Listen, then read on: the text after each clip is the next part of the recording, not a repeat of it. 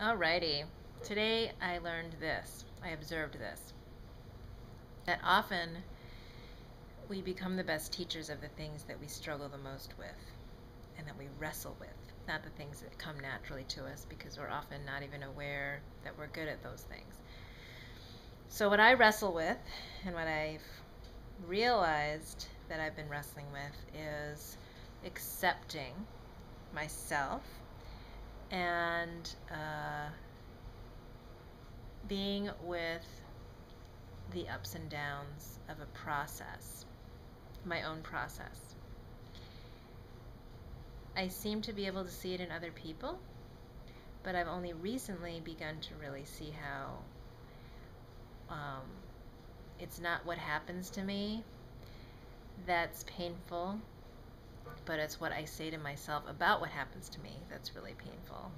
So, for instance, if I have a great day, I feel great, it's all great, I can, acknowledge that now, which is great.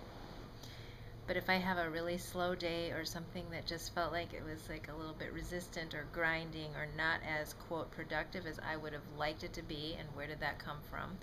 It's really usually based on that standard of the day before, which if it was a great day, I want it to be just as great. Again, I want it to be like all at that same level or better, and that's just not reality. So it comes back to accepting that there's a little bit of an ebb and a flow to the energy, and it can't all be at one high level all the time. So today was one of those days. Yesterday was great, really great, high energy, productive, clear day. Today was just one of those kind of catch up days where I was doing a lot of mundane tasks that got done. They really did get done, and a little bit more efficiently than I have in the past, actually. Yet, I wanted to feel that exhilaration of yesterday and that extreme productivity and just excitement. And when I didn't, when now that I step back and see the things that were accomplished, it's fine. But in the moment, I start telling myself things about myself like, God, yesterday probably wasn't real, it was a fluke, and how are you going to make that happen every day? And if you don't make it happen every day, how are you expecting to build a business, etc.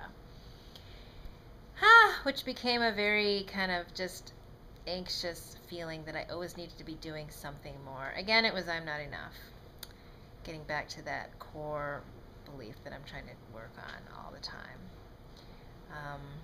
So I wanted to sit down here and just capture that observation and affirm that I'm always enough for me.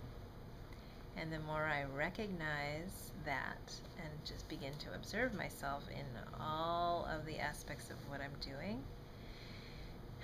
and get back to that beautiful core of peace that I committed to at the beginning of 2010, which is really about learning self-acceptance no matter what. Such a huge lesson for me because it's so foreign, something I really have no models for in my own life of people that are close to me. And I have to teach it to myself and find my own mentors. So that's what I'm doing. And breathing a little bit better now. And I'm headed off to the farmer's market and hopefully to have a really nice evening of cooking and relaxing. So hopefully you've had a great day of self-acceptance, and if not, maybe you learned from what I had to share. Have a good one.